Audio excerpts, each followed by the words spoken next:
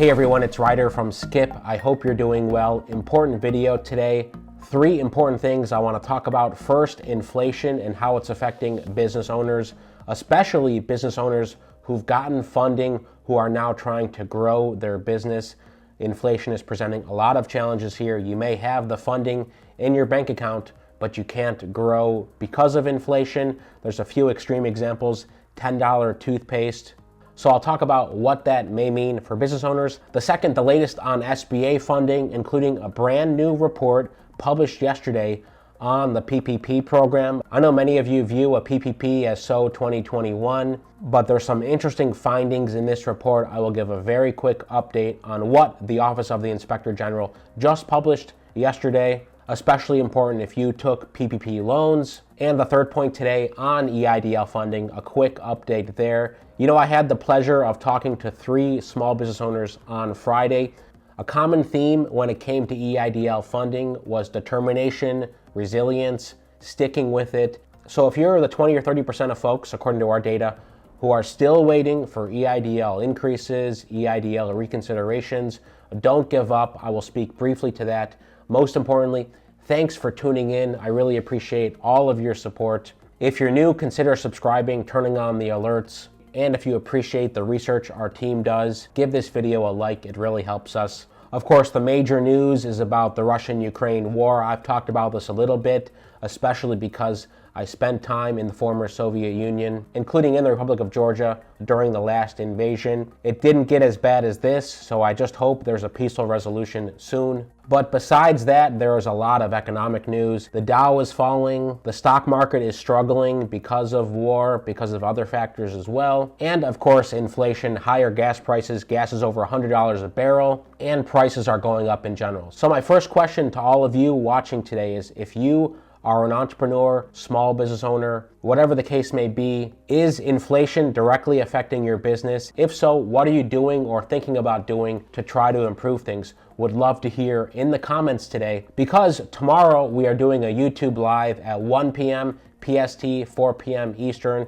So of course, subscribe to get an alert for that. But on that YouTube live, we're talking with 3 business owners, and we're going to be talking about inflation, the effect it's having on businesses, and some things you can think about doing to try to improve your situation. So I'd love to share some of your comments today. So how is this affecting you, and what are you doing about it? So I want to point this out. There's a new Goldman Sachs report. Red hot inflation in the US may not cool off this year as much as many hoped. Of course, we all have hope that inflation will calm down. The US monetary policy will ease some of this, but also not lead us into a recession. It's a very difficult balance. However, this is from Goldman Sachs, quote, "The inflation picture has worsened this winter as we expected, and how much it will improve later this year is now in question." Given that uncertainty, Goldman Sachs is raising its inflation outlook. It expects that core PCE inflation, the Federal Reserve's preferred price metric, will decelerate to 3.7% at the end of this year. That's a jump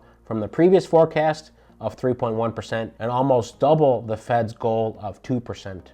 Goldman Sachs said this: it's increasingly concerned about 2 main inflation risks, inflation expectations and the very strong jobs market. The 1-2 punch of high inflation expectations and a strong jobs market, quote, threaten to ignite a moderate wage price spiral. This underlines what we've been hearing a ton of over the past few months. Of course, our main focus as a team has been helping people get funding, get EIDL loans, no matter where you're at. We'll do our best to help you cross the finish line. As an aside, here's the calendar for one-on-one support for the rest of the week. We're fully booked tomorrow. We have a few spots left on Thursday. These times are in Pacific. If you want to talk to our team, go to helloskip.com/join, choose premium or VIP. I'll say it again, try risk-free. We guarantee we'll help you, or it's free. So at least we can start to help you with the first part of the problem, which is getting funding. Maybe you still have high interest loans that you took out in a panic over the past 2 years, or because you had to, or you had to take out credit card debt. If that's you, you're definitely not alone. So we'd love to help you get more funding there. The secondary matter is how to deploy it effectively. And these are the 2 main problems we keep hearing from business owners. The cost of goods is going up, things you need for your business, especially if you're a products-oriented business, if you're a restaurant, hospitality, etc. You have to pay goods. you have high COGS, and your COGS cost is increasing even more. The second is hiring. Of course, many of you watching our channel may be solopreneurs, individual entrepreneurs, or have 1 or 2 people.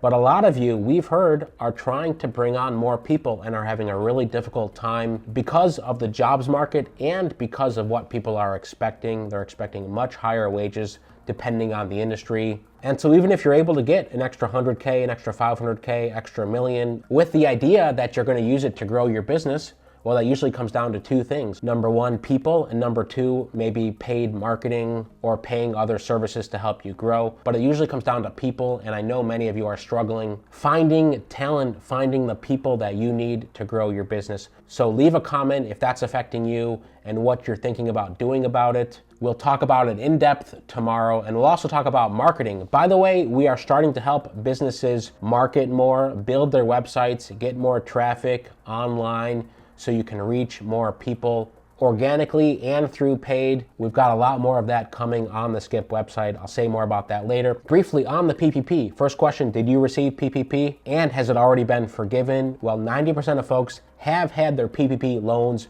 forgiven. 10% is still a high number. That's billions of dollars. The OIG report was pretty scathing. Here are some of the takeaways. The US SBA did not meet the 90-day statutory requirement to remit PPP forgiveness payments to lenders for loans totaling $66.4 billion, according to a report released yesterday by the OIG. These were for loans over $2 million. And the report, as always, had recommendations. The OIG recommended that the SBA develop a plan to ensure that the remaining PPP forgiveness reviews and remittances are completed within 90 days as required by the CARES Act. The OIG also identified other matters for the SBA to address. Let me point these out. The SBA needs to monitor outstanding loan forgiveness applications. A high risk of fraud is associated with these loans, according to the OIG. The OIG also said the SBA should continue to monitor the impact of significant changes made to its loan review process that allow for remitted forgiveness payment and retroactive review of certain loans to mitigate risk associated with pay and chase environment and ensure program objectives are met. Obviously, it's good to have forgiveness when forgiveness is valid, but there need to be the checks in place to prevent any fraud, especially for those large loans over $2 million.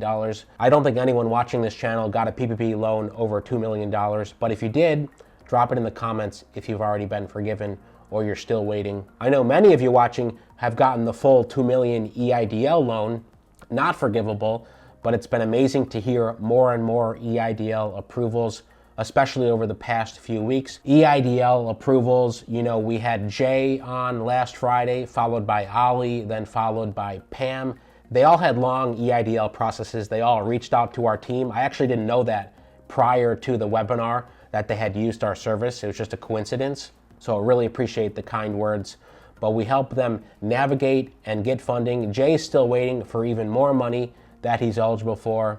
Ali and Pam had also amazing stories. By the way, we've done 3 short videos of their stories unlisted. We will leave those unlisted videos below if you're curious. You want to hear their story a bit more. We're going to be publishing their stories on our blog and app as well. And we're doing this for more and more businesses. If you have a good story, you can always email us, tips@helloskip.com. So EIDL land, there's still lots of money left, probably through March, okay? This is based on the estimates that we've seen. People are still getting approved for increases. People are still going back 5, 6, 7 times for reconsiderations, getting their senators involved. It's stressful, by the way. So if you don't want to navigate that alone, just ask us. We'll help you navigate that. But anyway, people are going back for more 30-year low-interest funding. If you're tired of it, I see these comments from time to time that you're so over EIDL. Well, I definitely understand. Probably for many of you, you want to shift on the other parts of your business, growing and maintaining your business and getting back to work. So I don't blame you, but the themes from talking with those 3 on Friday, and I think this may come up tomorrow on our live, is persistence. Don't give up. You know this as an entrepreneur or small business owner. It's a ton of work. So just wanted to say that as a final optimistic outlook. We know so many of you are having a tough time, but many of you have made it to the finish line, and now you're just focused on hiring people. So as always, we are with you throughout your journey and always appreciate your support. Drop in your biggest challenges that you're facing right now, and I'll call some out in the next video. Most importantly, thanks for tuning in. Stay well, stay healthy, and I'll see you tomorrow.